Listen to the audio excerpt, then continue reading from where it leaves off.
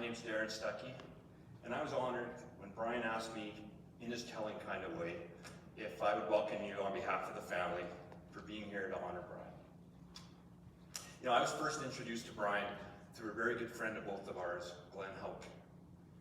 And like many of you here today, it wasn't very long before Brian became the best of friend, and we started to begin to a long-lasting friendship.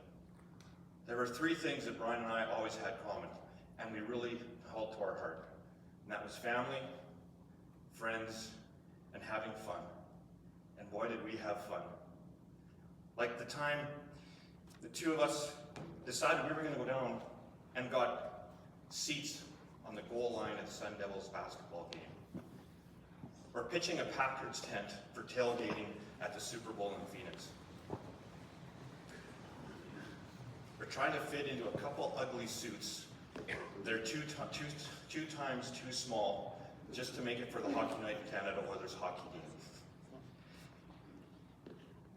Then there was a time where we also started to go to the city of Edmonton, visiting barber shops and rating who had the best hot shaves, and procrastinating along the way.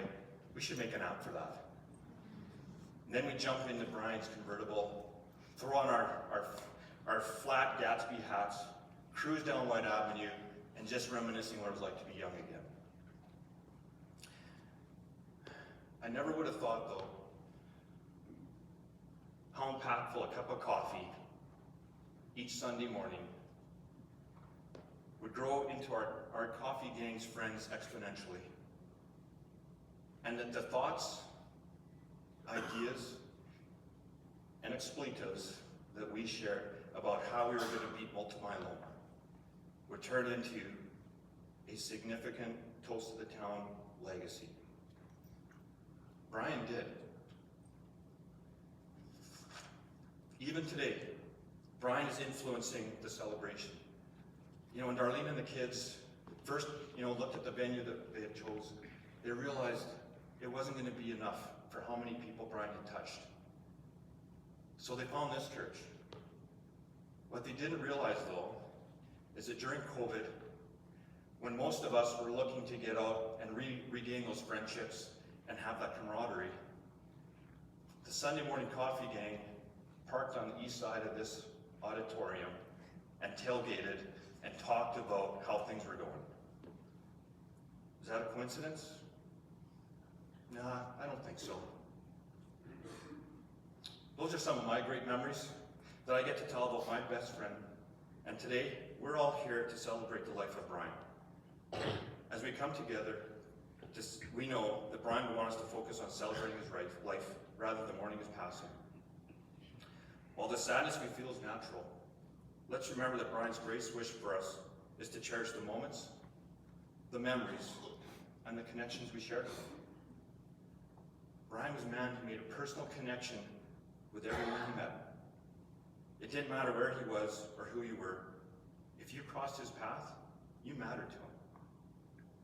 He had an incredible ability to make each person feel seen, valued, and important. And his friendships, his family, even the briefest encounters, all carried deep meaning in his heart. Today we get to honor not only his memory, but also the way he approached life. Brian didn't just live, he lived with purpose, passion, and dedication. Every aspect of his life, whether big or small, was treated with the same energy and focus he'd seen at championship game. He played every day with heart, discipline, and an unwavering commitment to give his best. That competitive spirit, that drive, will be something we remember him for, as much as his warmth and kindness. We are joined today by his family members, his loving wife, his son Taylor, his daughter-in-law Janelle, Daxton and Noah, his daughter Jordan, his daughter Jerry, his son-in-law Brett, of course Levi, his brother Warren, Caden, and Keaton, and watching from afar his dad Jerry. We also were joined by Brian's honor guards, who will support us in remembrance of this great man. Dan Aloisio, Barry Stafford, Len Mora, Greg McManus, Kevin Barrett, Lyle Sparky Kolchiski, Clayton Cassidy, Brendan Conley, and humbly myself. There's also a few who can't be here with us physically, but definitely there in spirit. Doug Smith, Lanny White, Glenn Help, Grant Wilson. We thank you all for being here to celebrate Brian's life. Let's honor his memory by sharing stories, laughing together, and holding each other close, as we know he would have wanted us to do. You know, at the start of every basketball game, the coach goes into the locker room to give his speech. And for the start today, I'm sure this is what Brian would say. Life, like basketball, isn't just about the final score. It's about how you play every quarter. Coach Brian played every moment with passion, dedication, and heart. And as we move into the first quarter for the tip-off, I'd like to introduce Brian's best friend and a friend of all of ours, Barry Stafford, to present the eulogy.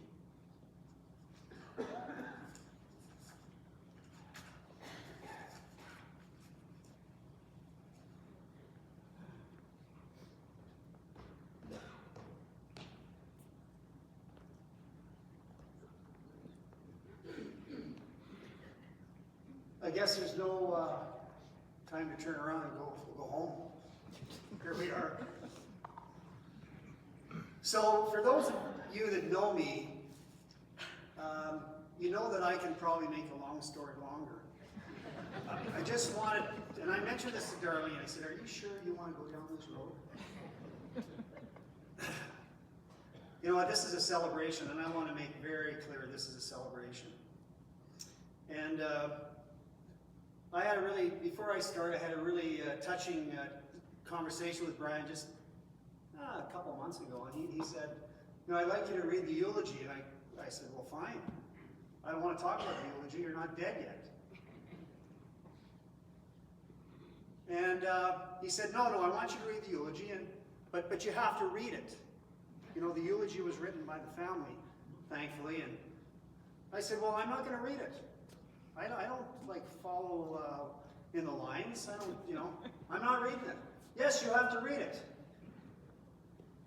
I said, what are you going to do?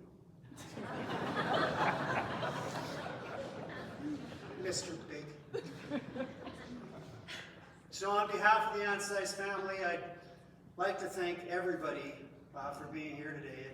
I'm truly honored, you know, to celebrate Brian's incredible life. He was not only my close friend, but he was everyone's close friend, everyone's best friend. He was a kind-hearted, loving soul. You know, no one here knows the Anstice family would be surprised, or nobody that doesn't know the Anstice family would be surprised that they wouldn't divide this into the four quarters of a basketball game.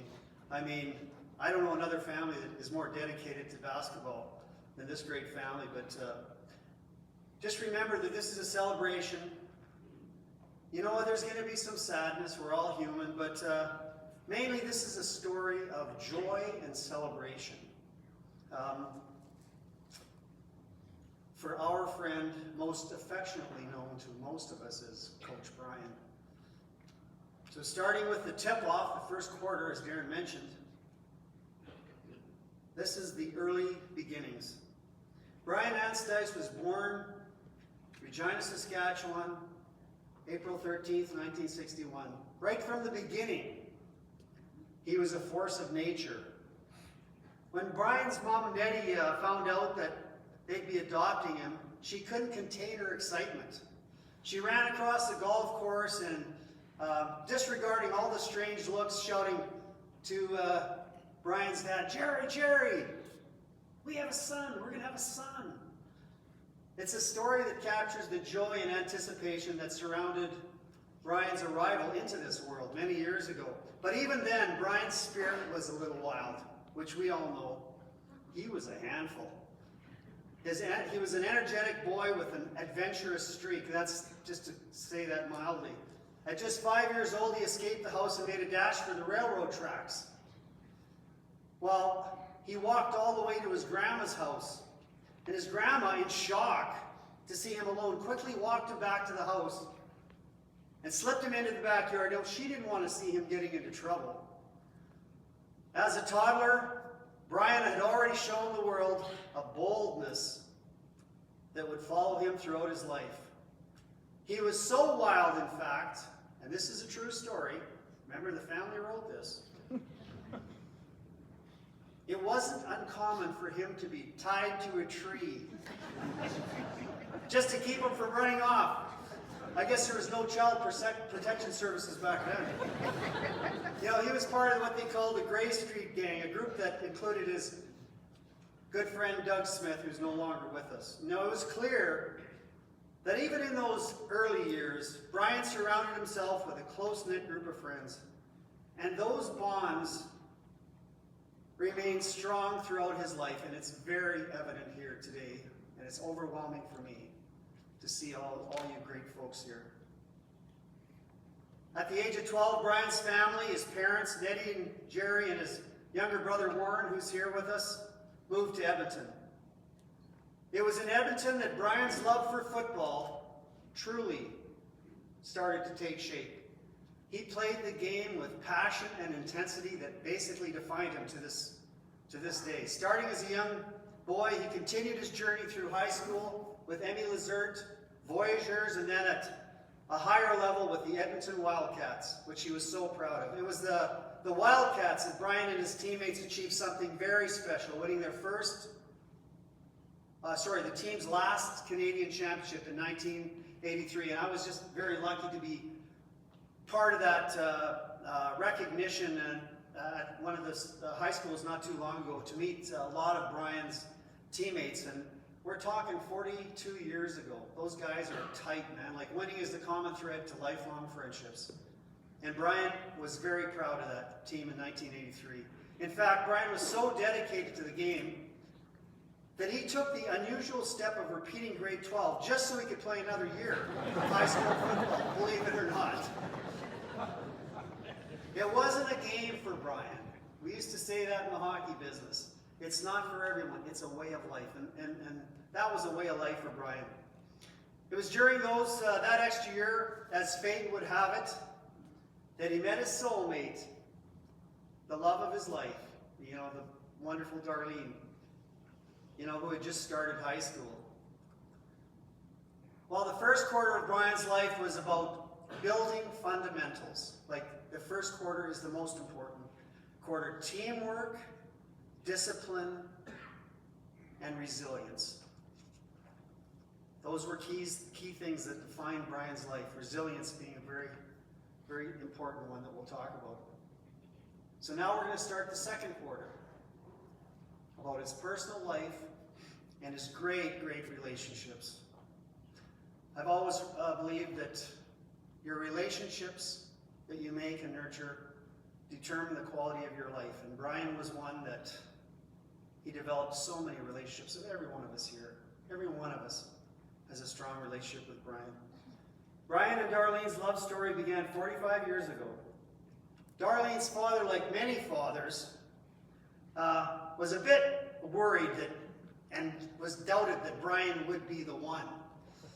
He thought there'd be more Brians calling on the lovely Darlene, but Brian turned out to be the one, and obviously the love of Darlene's life. Together they built a life of memories, joy, and of course 3 beautiful children. Here they are here today, Taylor, Jordan, and Jerry in the front row. Together they built a life full of memories, like I mentioned, and Brian's love for his family was boundless. Many of the family remember those road trips to BC. The kids would be in the back of the van, glued to the TV, watching movies, and Brian would swerve the wheels of the vehicle just so he could reach back and watch the video with the kids laughing. And that was long before texting and driving, of course. He always took full advantage of the freedom to bring fun into a journey. And that's just the way he was. He was about fun, that's for sure. At Christmas time, the Anstice family had a tradition of watching Christmas Vacation. Wow, for most of them, they'd expect Brian's favorite scene to be the squirrel scene or the tobogganing scene, if you're familiar with that show. But no, Brian's favorite scene was the one where Clark Griswold was sitting in the attic, overwhelmed with emotion as he watched old movies. I mean, it just goes to show you that Brian's heart was as big as his humor. He was a teddy bear at his core, especially with a soft spot for his family and tradition. Brian's love for his family extended their home in Sherwood Park. You know what?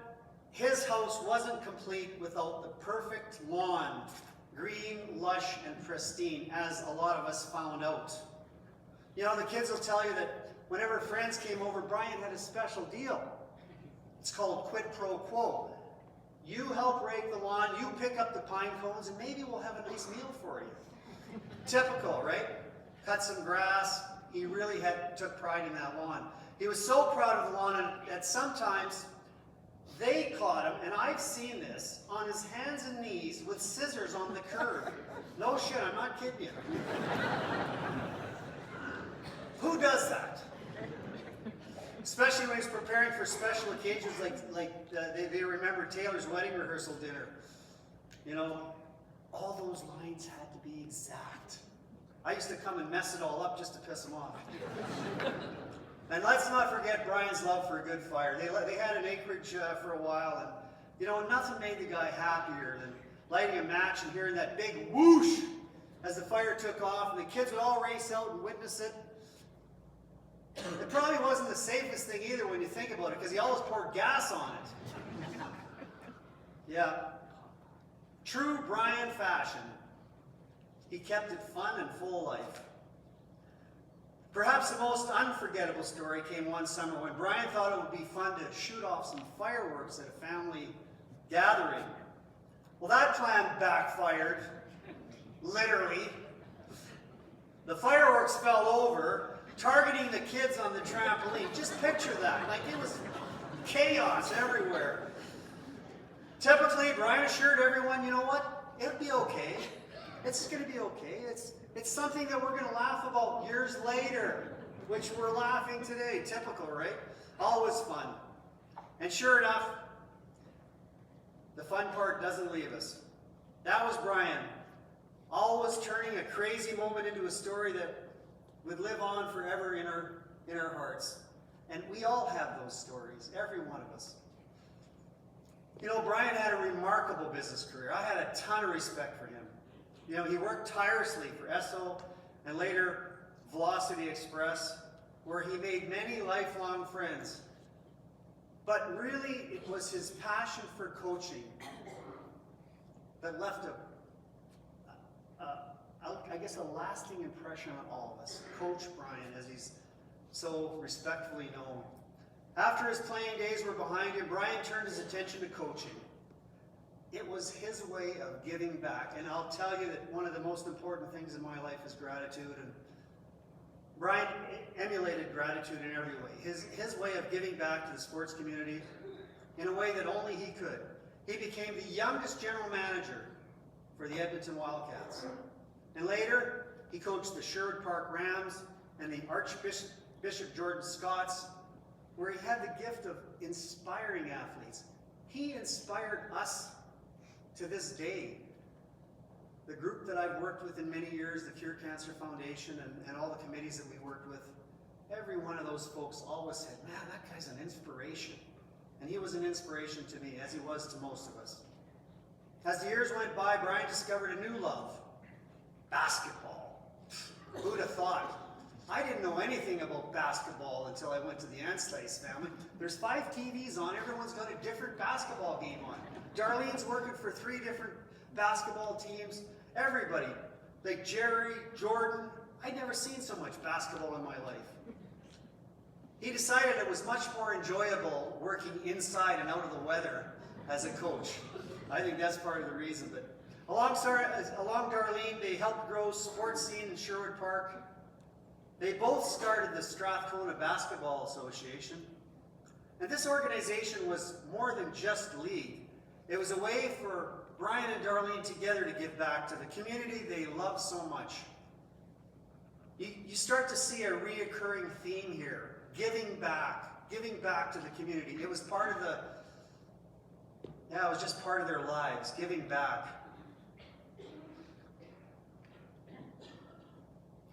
They just love the opportunity to give kids of all backgrounds a chance to play sports in an inclusive, supportive environment.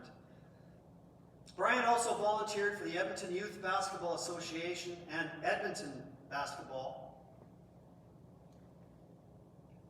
dedicating many years of his life to coaching and leadership. I mean, I don't know where he found the time to do all these things. I mean, this eulogy is just packed full of things that I hadn't learned about the guy. Brian's endless efforts in coaching and mentoring led him to receive numerous prestigious and very humbling awards for all of his positive attributes that he gave back to society. He was inducted into the Emmy Lazert Wall of Fame and the King's University Wall of Fame. He was also honored to receive the biggest distinction that he received, which was the Queen Elizabeth II's Platinum Jubilee Medal for Alberta. This very prestigious award honored Brian's coaching career, which spanned over 40 years in both basketball and football. You know, he'd mentored and he'd positively impacted thousands of Albertans in their sporting journey. And that's one thing I noticed, and we talked about that just before I came out here, about the numerous people that he influenced, young people in his coaching. Man, he held many positions at all levels of sports, basketball organizations. He volunteered his time and had a huge impact on the Cure Cancer Foundation, which I'm a director of. He was my partner and co-chair of our Toast to the Town event. And he was a strong contributor as a committee member to the Glenn Anderson Day of Golf. And honestly, I worked with him, I spent time with him. I don't know where he had the time to do all this stuff. He always had time to fit in volunteer work, giving back. Most recently, Archbishop Jordan Catholic High School Scots Athletic Program is honoring Brian, presenting the Senior Girls Basketball MVP Award, now as the Brian Anstice MVP Award, from this season moving forward. And that's quite an honor. Although he left us knowing about this honor, no doubt he's all smiles from above. And through it all, Brian's generosity and passion for the community was very evident. Whether it was making sure his own kids had the opportunity to play sports or creating opportunities for others. Brian always put people first. He was a living example of empathy and compassion. Coach Brian showed us that relationships and making memories were the real trophies in sports. The moments off the scoreboard are what really define a legacy.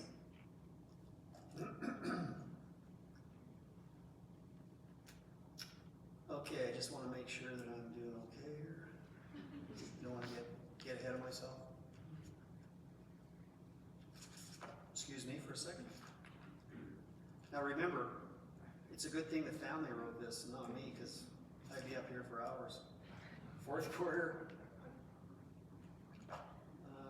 Let's see where we're at. Third quarter, Barry. Yeah, I just want to make sure I got this. Pardon me? Slide. Slideshow? Yeah. Halftime. Okay. I'll be back. It seems like yesterday we were cutting up in class. No worries in the world except chasing girls and burning gas. Then one day you wake up, you're tossing up them caps. Don't it seem like the good times go by too fast? Yeah, I wish time would tick a little slower. Sometimes it feels like a blink and then it's over. Better soak it in.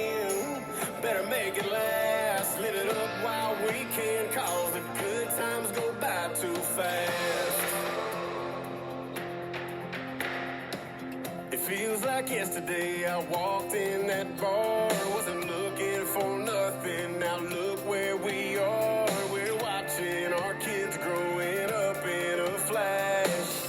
Don't it feel like the good times go by too fast? Yeah, I wish time would take a little slower. Sometimes it feels like a blink and then it's over. Better soak it in, better make it last. Live it up while we can, cause the good times go by too fast. It was no accident, me finding you. Someone had a hand in it long before we ever knew. Now I just can't believe you're in my life. Heaven smiling down on me as I look at you tonight. I tip my hand to the keeper of the stars. He sure knew what he was doing when he joined these two hearts. I want everything when I hold you in my arms, and I've got all I'll ever need, thanks to the keeper of the stars.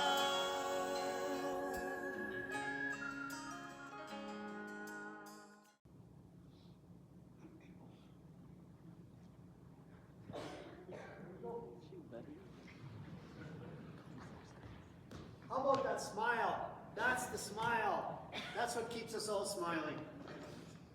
So, the third quarter, thank you. Ryan's life was marked by so many milestones, both personal and professional. But the heart of it all was his ability to build lasting relationships and inspire those around him. Later in life, Brian was fortunate to gain two wonderful new children, Janelle, who married his son Taylor, and Brett, who married his daughter Jerry. He couldn't have been more thrilled to welcome them to his family. So often he said he couldn't imagine a better fit, and it was clear how proud and happy he was to witness this new chapter in their lives. On the professional side, Brian made his mark as part-time owner of Prism Flow Products, our good friends Terry and Rick. Through that venture, he not only contributed to the company's success, but also forged lifelong friendships with colleagues who became like family, and that Prism Flow group is like a family. He always loved going back to that office. I loved going back there with him to say hello to all the staff after he retired.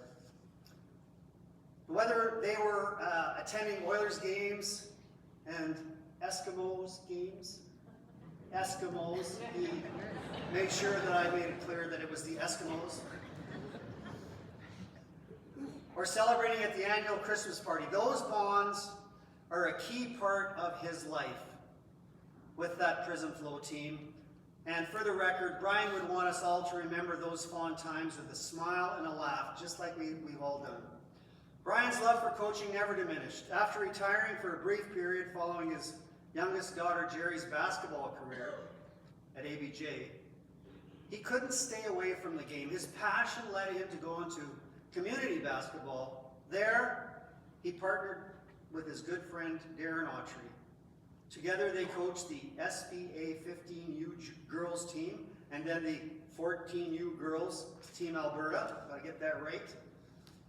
After that summer, Brian got the head coach position at Salisbury Composite High. this coaching thing just doesn't stop. No wonder they call him the coach. It wasn't long before Brian and Darren took on an even bigger challenge. Brian stepped full force into the struggling women's program at King's University.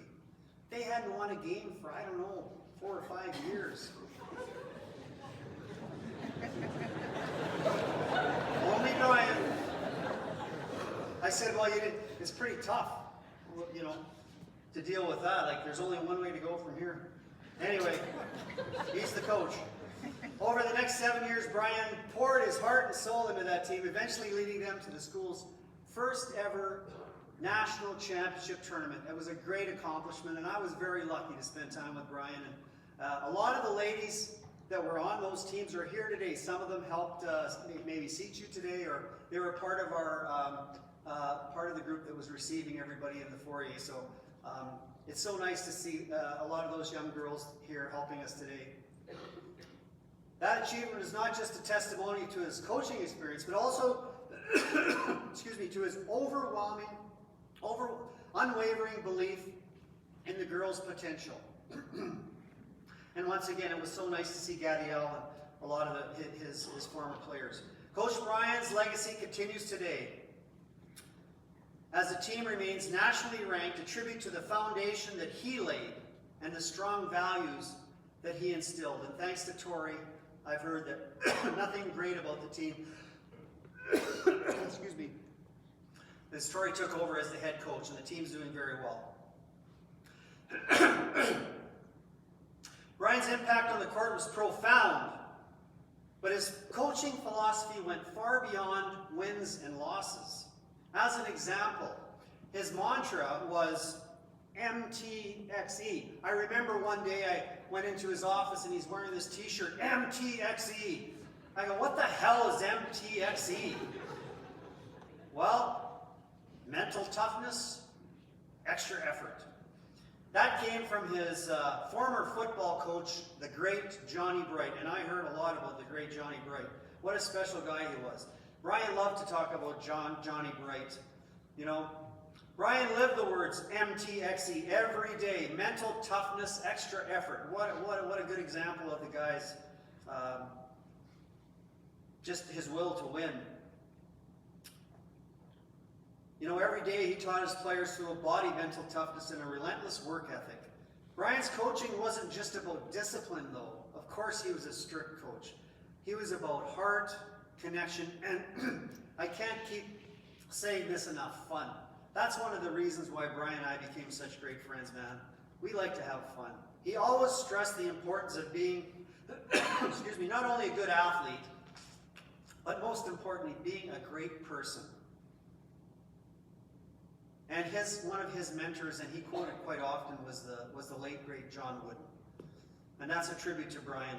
His athletes remember the countless moments of laughter and the bonding trips to Strathcona Wilderness Center, road trips to Montana, and the time that he ran alongside the girls, and I don't know what it is, but it's a suicide drill. Maybe some of the ladies were here at the time, but it just makes me laugh thinking about it.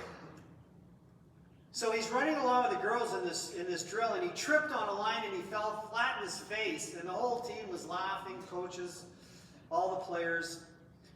Well, for those of you that spent time with Brian especially the last few years, you would know of his favorite move, the stop, drop, and roll. And I mean, if you were there with him and you saw that, you'd know what I mean. He was a big man. And I'll tell you, I've never seen a big guy get up so quick because he was embarrassed. He'd be tripping all the time. It's funnier than hell, so I can imagine what the girls were talking about. So I have to mention the Eagles girls team building retreat. Now, this was also an idea that Brian cooked up. He's always about team building, always about the team came first. So they had a camping adventure, wilderness camping adventure in the country, and it was at Susan and I was at our acreage out in the back 40. 2 days, 7 events, from golf to quad racing to horseback riding, all Brian's idea. The girls' favorite event, which Brian aptly named, was called the Shit Show. For any of those girls that were here, you'll know what I'm talking about. I'm not going to get into detail, but Brian's coaching was always about the importance of team building, and fun. He had a team-first attitude. And you know what? Brian always led by example, not just in his work ethic, but mainly the kindness, the generosity, and the respect for others, which was very evident. Respect is a big part of Brian Anstice. Respect, I keep saying that. He taught his players that success wasn't just about the scoreboard. It was how well you treated other people and the relationships you built. That was very important to him. Brian's theme was very similar to a song that was close to my heart that Jerry helped me with many years ago when I made a presentation. It was called Humble and Kind by Tim McGraw. Today, that song brings a tear to my eye just thinking about Brian and the times I spent together with him. The family made sure to hold Brian's celebration today during the girls' bye week, as he would have wanted them to attend, of course. Actually, I mentioned some of the girls are here today, and Brian would have been so proud to know that those young ladies were here today to be with us for this great celebration. So as we gather here today, we're reminded of how much he gave to each of us, whether as a coach, a mentor, a father, or a friend. He was a friend to all of us. So, in 2016,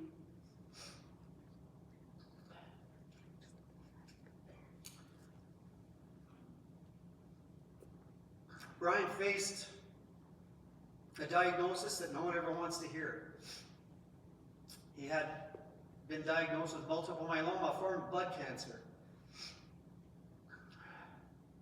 Ironically, this came after the loss of his, I would say, his best friend, Lanny White, who was also a friend of mine. Lanny had fought his own battle with multiple myeloma. Brian hadn't even heard of multiple myeloma. His best friend, Lanny, gets multiple myeloma. Brian gives the eulogy. Just think about this for a second. You know, I mentioned this to a few of you a little bit earlier about a saying that I heard. It was coincidence is God's way of staying anonymous. So I got to tell you a little coincidence.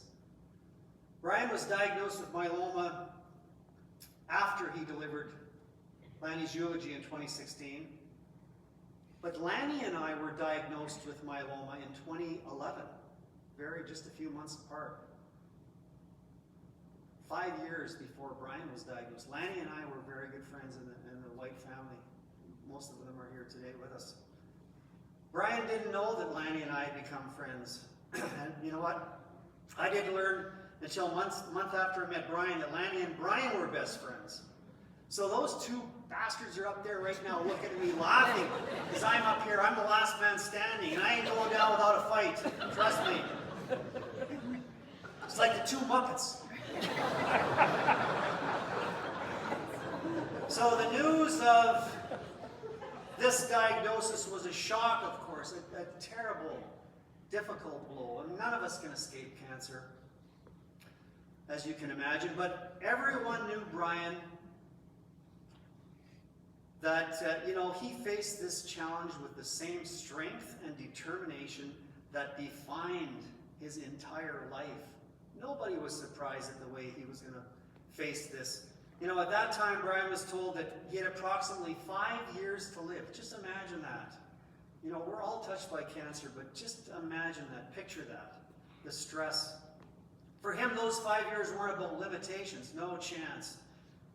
They were about making every moment in your life count. And this is something that's going to be reoccurring. Tomorrow is not promised to any of us. That might be a cliche, but just take a second to think of that. Don't be taking your life for granted. But for him, those 5 years weren't about limitations. You know, he made it his mission to be the best papa he could be. His greatest joy became watching his grandchildren grow up. Wow. Brian was able to witness the birth of his first grandchild, Daxton, and over the years he was blessed to watch him grow into an 8-year-old boy with boundless energy and curiosity. And that's you little guy. Yes, he's saying yes. He didn't stop there, though. He also got to see Taylor and Janelle's second son, Noah, grow into a spirited 5-year-old. And of course, Then came along Jerry and Brett's little guy, Levi. What a beautiful little guy. He's about this big, waving all the time. Curious and energetic, 1.5 years old. Being a papa brought Brian immense pride. I'm telling you, his heart just was full thinking about his grandkids, and it truly became his greatest achievement. Wow. 5 years to live, he wanted to spend time with his grandkids. The love of his grandkids was limitless. He was a different person around those kids. His face would light up whenever he spoke to them. And those boys, in turn, were very lucky to have a grandfather who was so present in their lives. I loved to be around him when the kids were around. They treasured every moment and every milestone, even through the pain and struggles of this terrible diagnosis. Brian made a conscious choice every day to make it a good day. And I'm not sure if any of you have had a chance to read Len's little story about Brian, but it's worth looking up. Len, a good friend of Brian's, basically summed up that whole saying about every day, make every day a good day. You know, he chose to focus on what he could do rather than what he couldn't do. His goal was simple. Be there for your family and friends, to cherish every moment, and live the rest of your life to its fullest. In doing so, he taught us all something very profound about that word. Resilience comes up all the time. Part of sports, but more importantly, about the game of life. Love and the importance of being present. Now, before we end the third quarter, I want to give you a brief history of our Toast of the Town event, which Darren mentioned briefly. And it was shortly after Brian's diagnosis that the two of us were introduced, just randomly or through friends. And man, we became fast friends. Fast friends with a very clear vision.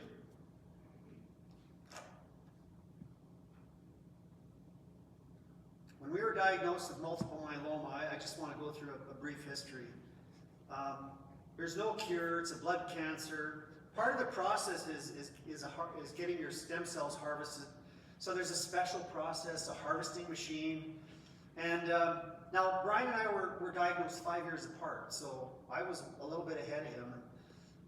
And I noticed when I was in the harvesting station that there was something missing. There was a machine missing. There was 3 beds and 2 machines. And you know, it stuck with me.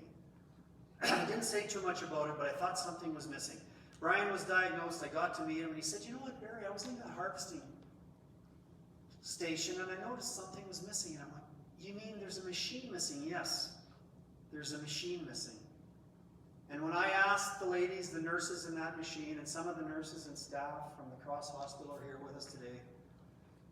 Those people are special people. I asked one of the nurses, well, what happens if the patient doesn't get a chance to be on the harvesting machine? And it was just silence. They die.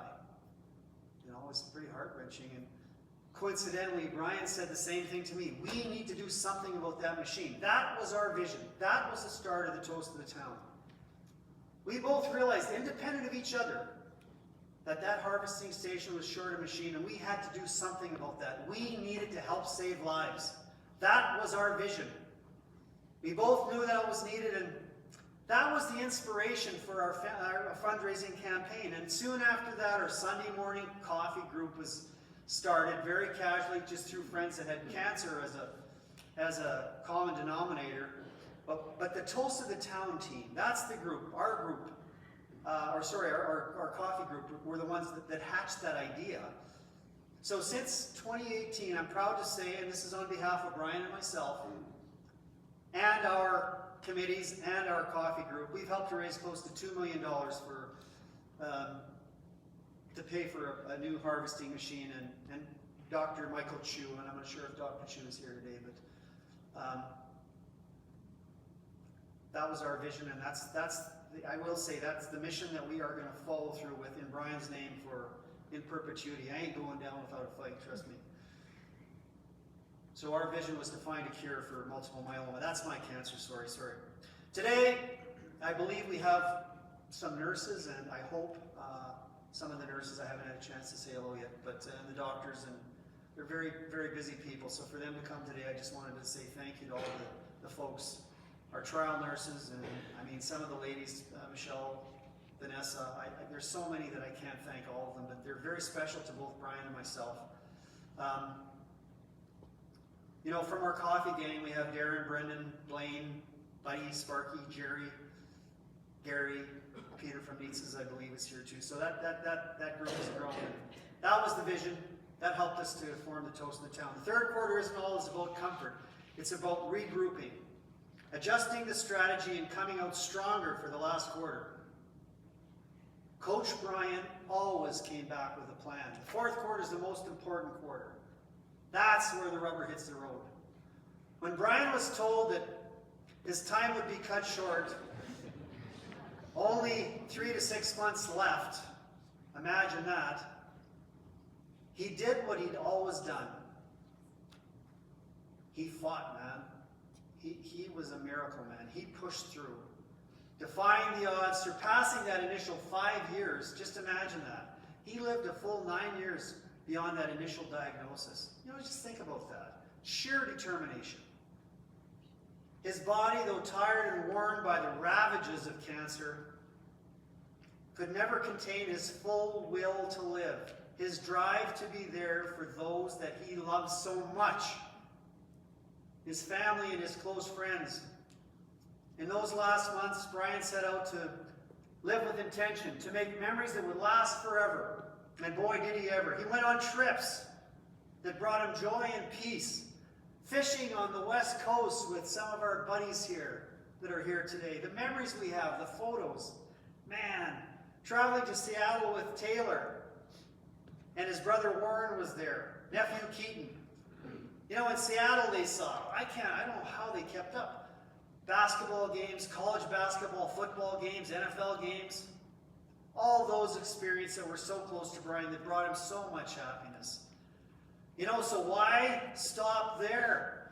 Then he traveled to Phoenix with his good friend Greg McManus. I'm not sure if Greg is here, just a gentleman, close friend of Brian's, enjoying more sports and the simple pleasures of being surrounded by so many people that mattered to him. So many people were important to Brian, as he was important to us. Brian was also determined to give back to the many doctors and nurses of the cross, which I believe, I hope some are here today we can talk to in the post-event reception.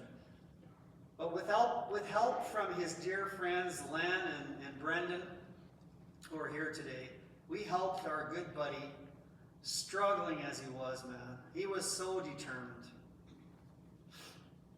He had one last important outing to go, back to the Cross Hospital just prior to Christmas. He was so damn focused, as you know, Brian.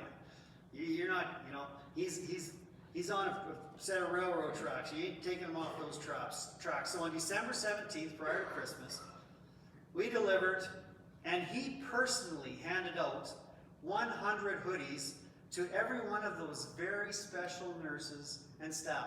And by the way, he knew their names, he knew their kids' names, he knew their birthdays. He would write notes for all of us, Lenny and Brendan, Blaine, and folks, Brian, Sparky, that spent time with him. He was always writing notes. He knew every single one of those people, and he really appreciated them, and he never took their help for granted. That's a special group of people. That day was, the photos are unbelievable. You know, he had a smile literally ear to ear. You know, that's the last time he had a chance to really play Santa Claus, and I'm so glad that I was part of that. And that was all Brian's idea. That was all Brian's idea. You know what, his final goal was to make it through Christmas.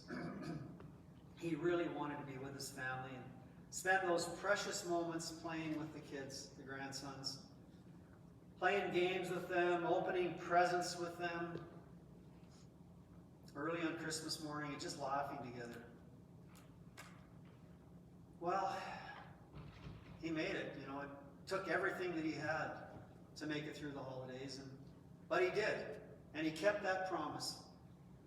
Just like he kept every promise to his family and his friends throughout his entire life. And that's ultimate form of character. Just doing the things you say you're going to do. That's one of the things that I learned from Brian. He was a man of character. When it was time for him to leave us, Brian was surrounded by those he loved the most. And on the morning of January 6th, as the sun rose, Brian passed away peacefully. You know, he waited until it was just his immediate family, Darlene, Taylor, Jordan, Jerry, the original five. And he made sure to say his goodbyes and to hear the words of love and reassurance from the kids. And when Taylor, with unwavering strength and tenderness, promised that he would take care of his family, Brian took his final breath. So the final buzzer sounded, but Coach Brian's voice will echo in every huddle, every timeout, and every moment all of us face adversity. Now, the game may be over, but his legacy plays on. So, I had lots of heart-to-heart discussions with Brian. And he was a man of faith, as you know. And one of the discussions we had was he said to me, you know, I'm not sure how God is going to measure my life. So when he had this interview with God at the end of his life, he knew that God didn't care where he fit on the org chart or how much money he had in the bank. But rather, God said to him, hey, Brian, I put you in this circumstance. So now let's talk about this. Let's talk about the individual people whose lives you help to become better people. Because you worked with them, they were your family, they were your friends, or they were people that you knew needed help. And in your heart, you knew you just had to help them. And then, Brian, I put you in this other situation. Now can we talk about the individual people whose lives you actually blessed? And you used the talents that I gave you to help them. And it was then that Brian realized, that's the way God is going to measure my life. God's going to assess him on how well he's helped other people to be better people. Well, great job, Coach. We, all of us, are better people because of you. Rest in peace. I love you, my friend.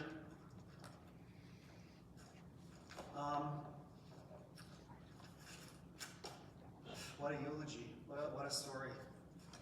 And I think I'm on time. I hope I didn't go over time. Actually, so Jordan. Slideshow? Yeah. And after the slideshow, Jordan is going to come up and say a few words on behalf of the family.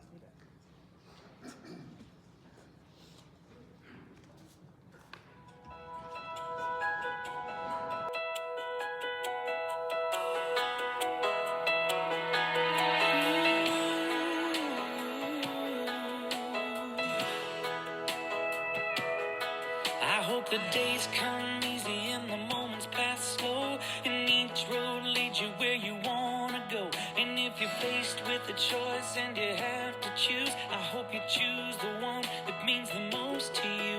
And if one door opens to another door closed, I hope you keep on walking till you find the window. If it's cold outside, show the world the warmth of your smile.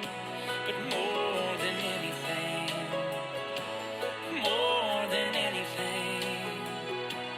my wish for you is that this life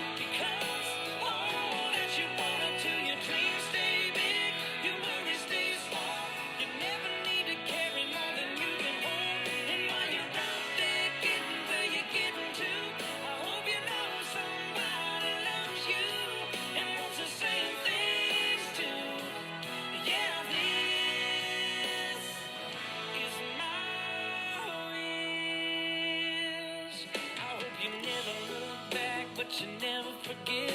All the ones who love you in the place you left. I hope you always forgive and you never regret. And you help somebody every chance you get. Oh, you find God's grace in every mistake and always give more than you take. But more than anything, yeah, more than anything, my wish for you is that this life becomes all that you wanted to. Your dreams stay big, your worries stay small. You never need to carry more than you can hold. And while you're out there getting where you're getting to, I hope you know somebody loves you and wants to say thanks to. Yeah, this is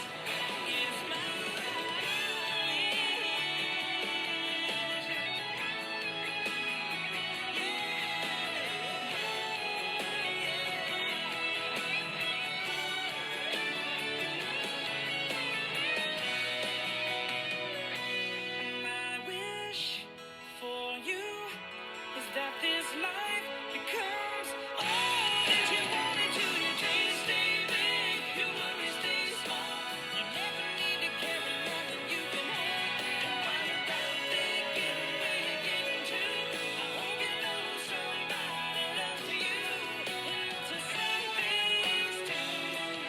Yeah, this is my wish for you.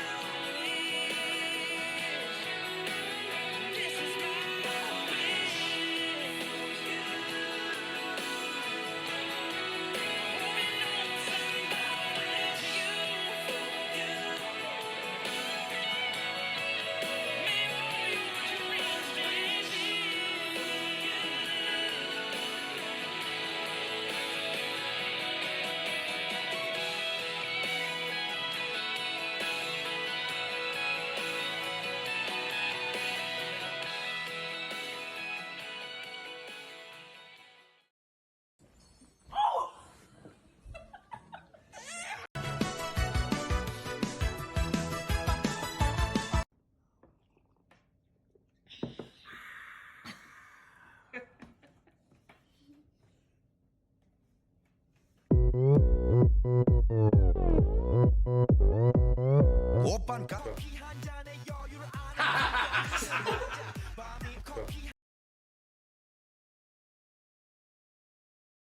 Enjoy today.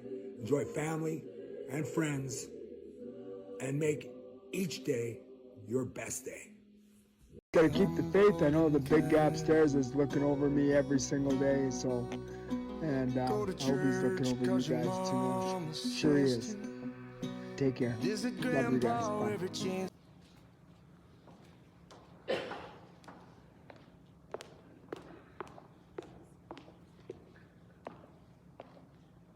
Good afternoon, everyone.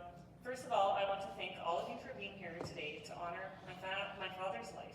It means so much to my family that you've come to celebrate his legacy.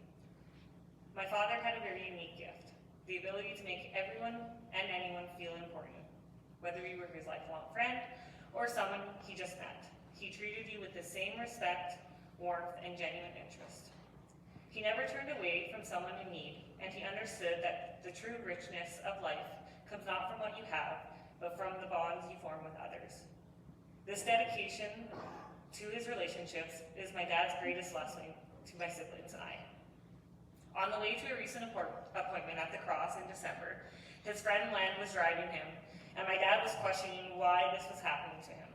But it wasn't a why me, this isn't fair kind of way, but what was the purpose? What am I supposed to do with this? Then he stated he had an epiphany. He understood his mission. He was put in this situation to make everyone he met on the journey feel better, to make their situation a little less painful. He said he would do this with everyone he met each day he was at the Cross. He continued to greet everyone with a smile, joking with random strangers in the elevator. My dad took notes on conversations with friends, would write down the nurses' names and where they were from, record every birthday that he could think of, just to make sure that we all felt special. As I stand here, I feel an overwhelming sense of gratitude for the incredible people that my father had during his life. During his illness, when things were most challenging, it was your love, your support, and your unwavering friendship that helped him hold on longer than the timeline was originally placed upon him. The strength you drew from each of you was something I'll never be able to put into words, but I know it meant everything to him. Dad, or as my friends still know him, Mr. A, you gave him something invaluable, the gift of your time, your care, and your constant presence. Whether it was putting him through physical therapy when he broke his leg, sitting with him when he was too tired to speak, bringing him laughter on days when it felt a little heavy, or just checking in to make sure he knew that he wasn't forgotten. You gave him the strength to keep fighting, and I truly believe without you, we would have been here celebrating his life a lot sooner. Len and Brendan, the time you took to take him to his appointments day after day is truly overwhelming. He spoke so highly of you and was so lucky to have friends like you that kept him strong and made sure he kept laughing through the hard days. Barry, your bond with my dad started with the disease you had in common, and you taking the time to lend a stranger your Stanley Cup rings to give him a little hope. But grew to a friendship and a brotherhood that changed my dad's life, and we will always appreciate everything you've done for him and with him. Greg, you were able to take my dad on his final trip, and although we warned you just how much work it would be, you stood by him for the full day doctor's appointment in another country, helped him off the pavement, which we're not supposed to know about, and I'm sure you probably carried him at some point. You gave him the gift of an experience to travel one last time and feel normal as he could. Kevin, Darren, Clayton, and Sparky, I know that without your support, without the love you so freely gave, his last years would have been so much harder. You helped make those days brighter and fuller of love. For that, we will be forever grateful. The honor guards who are not here with us today, thank you for welcoming my dad upstairs. I'm sure Doug, Lanny, Glenn, Grant, and my dad have shared many, many years since they've been reunited. There's a saying that friends are the family we choose, and I can say with certainty that my father chose his friends wisely. Each of you in this room brought something special to his life and made him feel loved every single day. I know a speech like this isn't one typical for a memorial, but I know my dad very, very well, and I know that he wanted us to recognize you. So on behalf of my family, I want to thank you from the bottom of our hearts. You were his lifeline, his comfort, and his joy during the hardest times. And I'll never forget the kindness and devotion you showed. I know that his life was richer and more beautiful because of the friendships he shared with all of you. As we say goodbye, please know that my father's memory will live on in the stories, the laughter, and the love you continue to share. You helped him so much, more than you'll ever know, and you will always carry that love with us. Thank you for everything.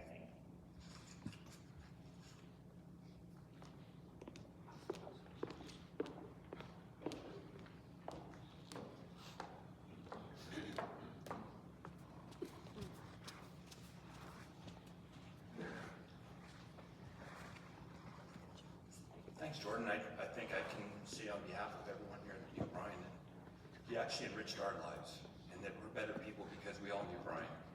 And that's why we all come here to honor him today. So as we come to the end of today's service, I want to take a moment to reflect on the life we just celebrated. Brian's journey was one of love, resilience, and unwavering strength. He gave us countless memories, and his legacy will live through this family, through his friends, and all the lives he touched. Though we'll miss him deeply, we know that he is at peace, and that his spirit will always be with us. As we leave today, let's carry forward his strengths and his love. Let us honor him, not just in the sorrow, but in the way we live, the way we love, and the way we hold close those that matter most. Brian fought every day for the people he loved, and now it's our turn to carry out that love with us, always. Please pray with me. Heavenly Father, we thank you for the gift of Brian's life. We ask you to welcome him into your eternal embrace, where there's no pain, only peace. Please comfort all of us who mourn and surround us with your love and strength as we carry his memory forward. Help us to honor Brian's legacy by living with the same love and resilience that he showed us every day. May we find peace in knowing that he's with you and that your love will continue to guide us. Amen. In the words of Brian, choose to have a good day every day. Brian, Coach, you will always be missed, but you will never be forgotten. As we come to the end and we start to head into the post-game commentary, the family would like you to join them out the auditorium, into the foyer to the right, where we can share many more stories, a few laughs, and the memories that you have of Brian and the family and all the activities.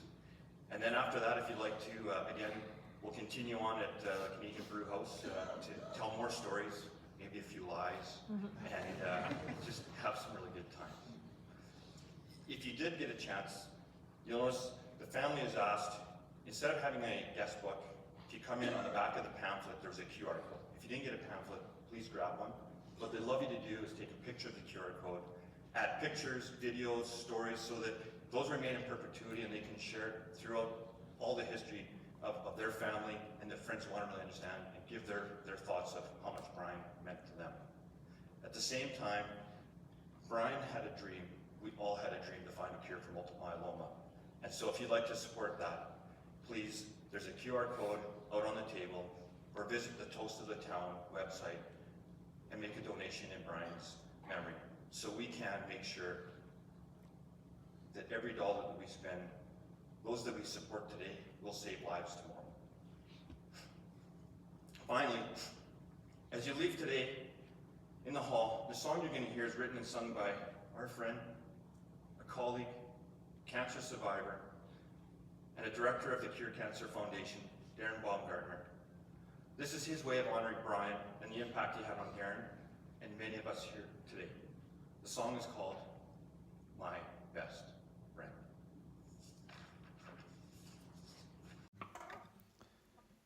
My best friend.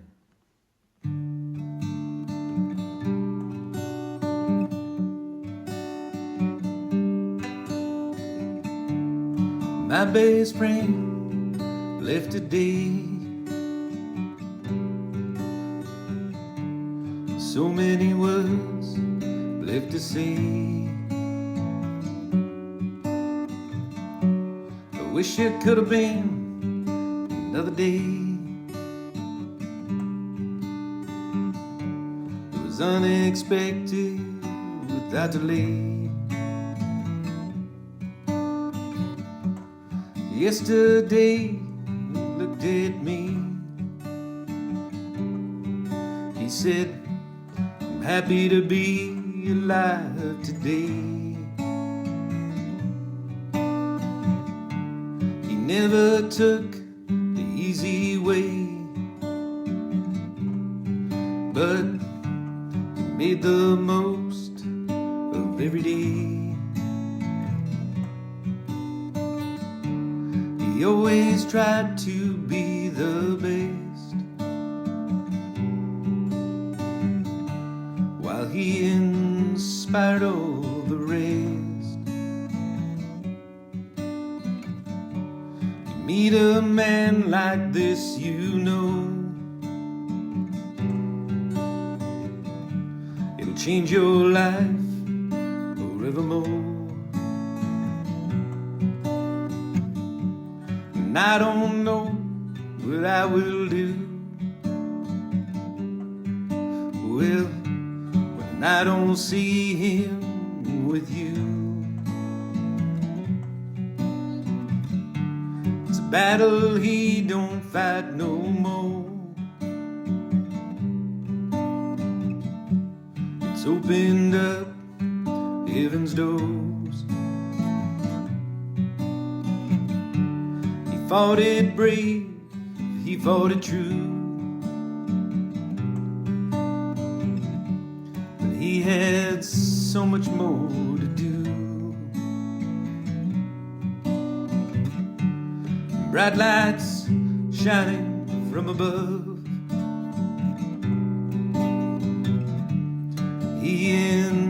inspired so much love. When I see him in the cold light, yeah, I know he'll inspire me to fight.